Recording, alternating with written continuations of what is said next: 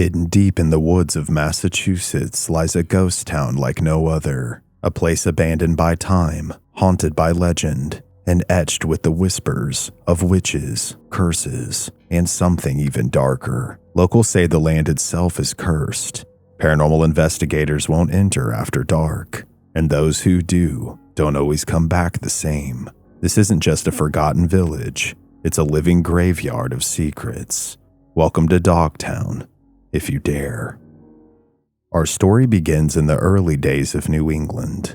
By the late 17th century, English settlers on Cape Ann were drawn inland, seeking refuge from marauding pirates and the threat of coastal raids. In 1693, families began moving to a high, rocky plateau safely away from the shore. They cleared the dense forest for timber and pasture, establishing what was then called the Common Settlement, the first inland community of Old Gloucester. Over the next decades, the settlement grew. By the mid-1700s, as many as 60 to 100 families lived in Dogtown's cluster of simple farms and cottages. Children's laughter and the ring of blacksmiths' hammers once echoed where now only the wind is heard. Life on this upland was hard-scrabbled but free. The common settlement houses were humble one-story structures, some made of sod or wood with small gardens and cow pastures. The people who dwelt here were hardy fisherfolk and farmers. Many of Dogtown's men marched off to fight in the Revolutionary War, and local lore even holds that some helped row General Washington across the Delaware River on that fateful night in 1776. For the women, children, and old men left behind, Dogtown was a haven far from the conflict. Henry David Thoreau, visiting long after the war, wrote of coming upon boulders scattered over bare hills and a peculiar desolate landscape unlike any other on Cape Ann. Yet even in those early days, Dogtown had an otherworldly quality. The terrain itself set it apart. Great granite erratics littered the land, left by ancient glaciers and uncanny poses. One famous formation, the whale's jaw, stood like the gaping mouth of a leviathan breaching from the earth. Two massive rock spires eerily resembling a giant whale's jaws, poised to snap. In twilight, the silhouettes of gnarled trees and boulders could play tricks on the mind. The isolation, the strange rocks, the thick woods. Dogtown's atmosphere was primed for mystery, even from the beginning. Originally, this upland haven was simply called the Commons, but it would gain a darker nickname in time. For a while, though, Dogtown prospered modestly. By 1750, roughly 80 houses dotted the windswept moors.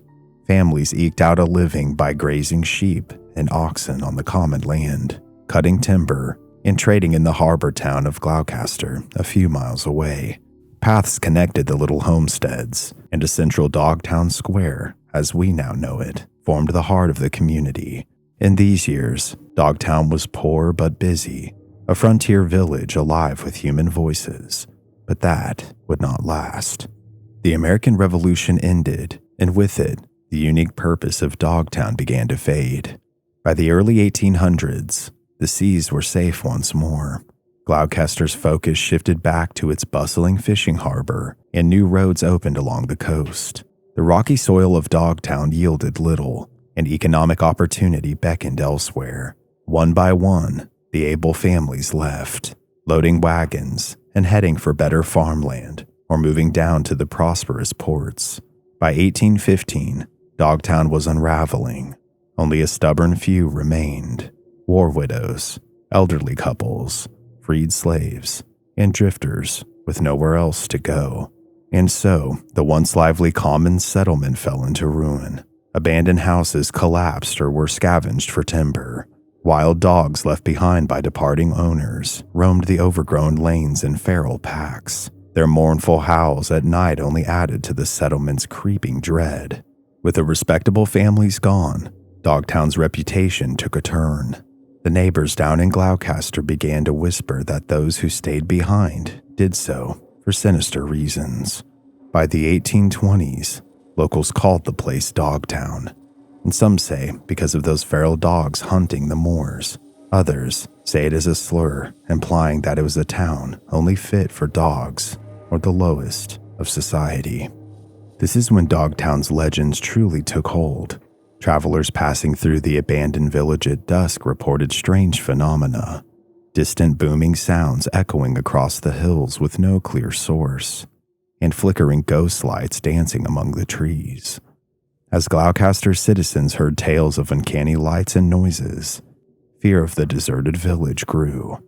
The impoverished women who remained in Dogtown, many without family, scraping by on charity or odd jobs, became objects of gossip and suspicion. People muttered that these reclusive inhabitants were practicing witchcraft in the lonely uplands. What else, they reasoned, could explain the uncanny sounds and lights, the eerie misfortunes that seemed to emanate from Dogtown? By 1820, Dogtown was a ghost village in all but name. Only a dozen or so souls still lived among the sagging cabins and cellar holes.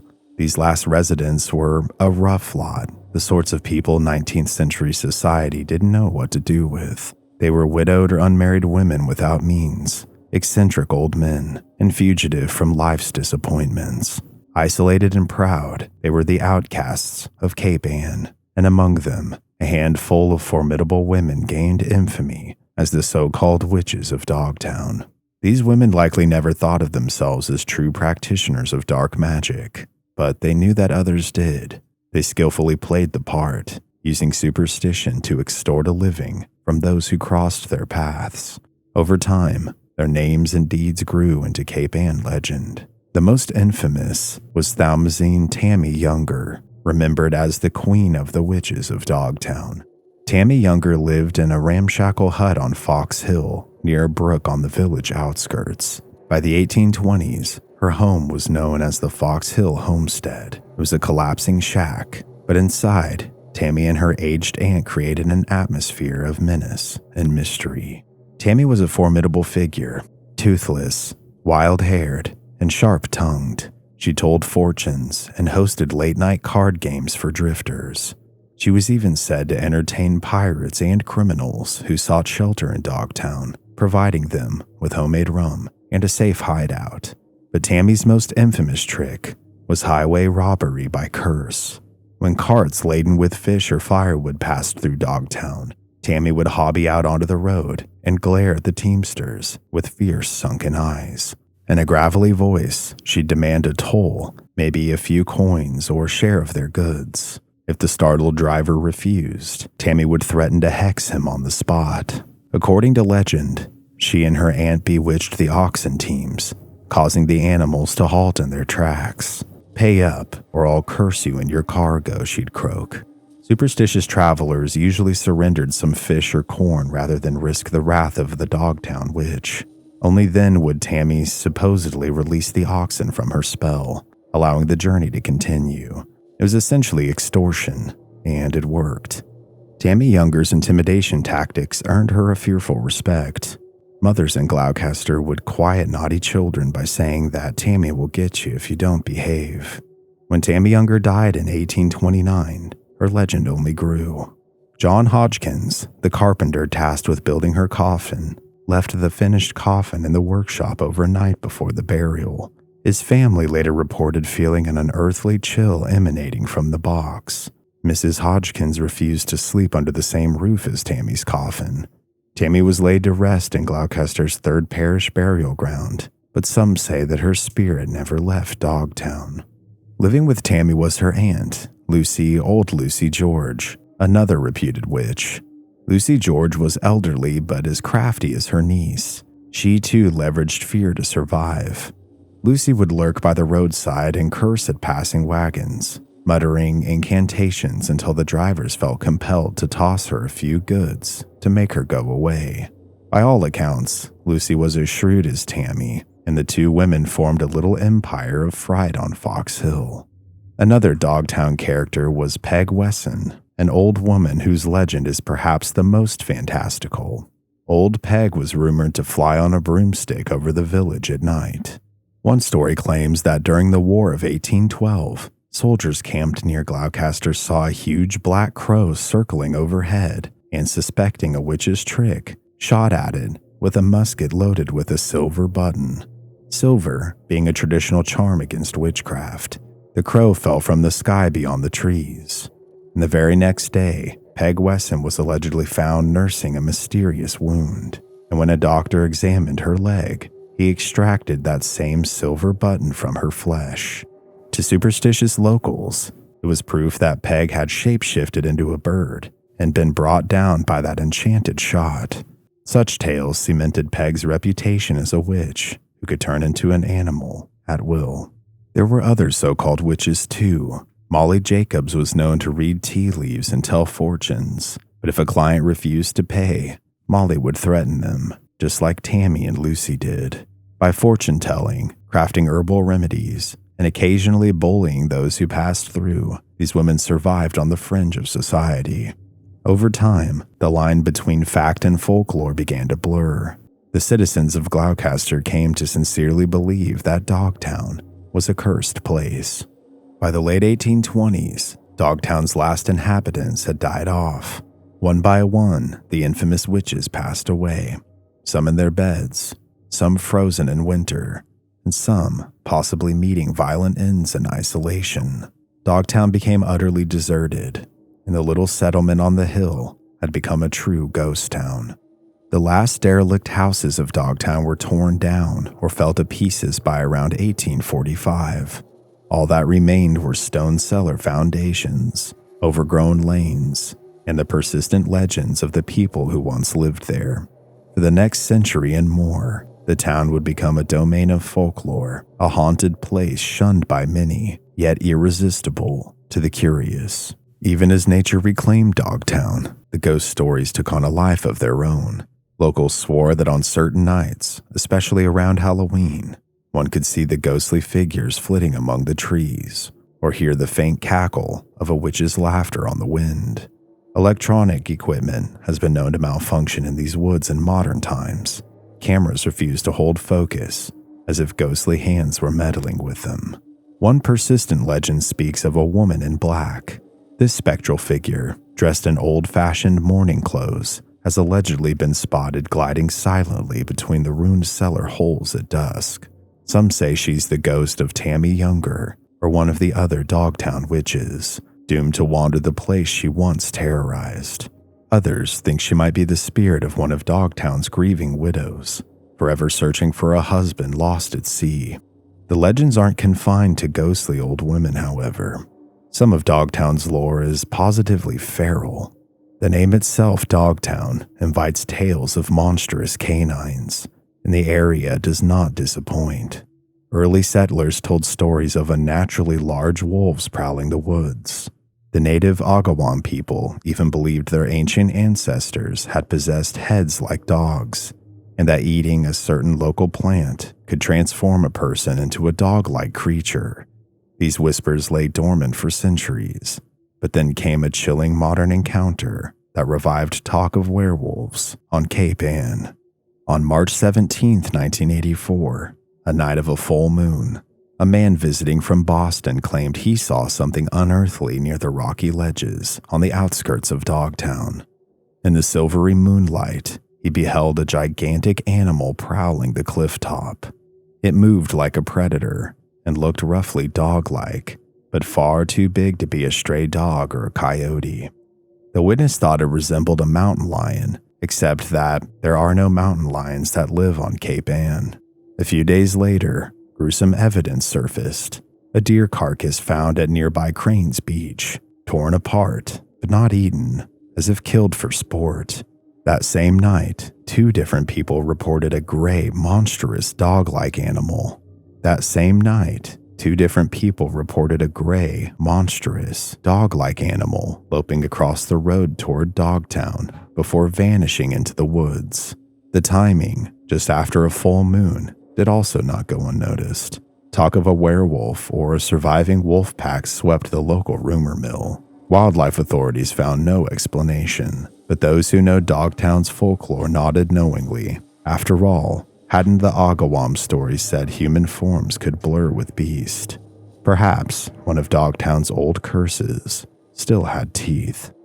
As if witches and werewolves weren't enough, Dogtown has acquired yet another bizarre chapter in recent years: hikers began stumbling upon a toy cemetery hidden in a thicket, a macabre collection of old dolls and stuffed animals left or hung among the trees. Tiny baby dolls with missing eyes, threadbare teddy bears, even clown figurines, all arranged as if in ritual display. No one knows who officially started this eerie assemblage or why. Some suspect pranksters or local teens drawn to Dogtown's creepy reputation. Others whisper about occult activities. The sight of weather-beaten dolls swaying in the breeze certainly sends a shiver down the spine of even the bravest explorer. It's the kind of unexpected discovery that makes Dogtown feel undeniably haunted, as if the forest itself were playing tricks with anyone daring enough to enter. Perhaps the greatest legend of Dogtown is Dogtown itself. Long after the last resident was gone, locals would warn each other, "Don't you stray up to Dogtown after dark." Stories circulated that those who entered might lose their way for hours or even days. Indeed, Dogtown is notorious for causing disorientation. The trails twist in circles, and without landmarks, one can wander endlessly among identical-looking boulders and trees. Many have felt that uncanny confusion firsthand. A hike that should have taken an hour stretches into 3 as the woods seemingly refuse to let you go.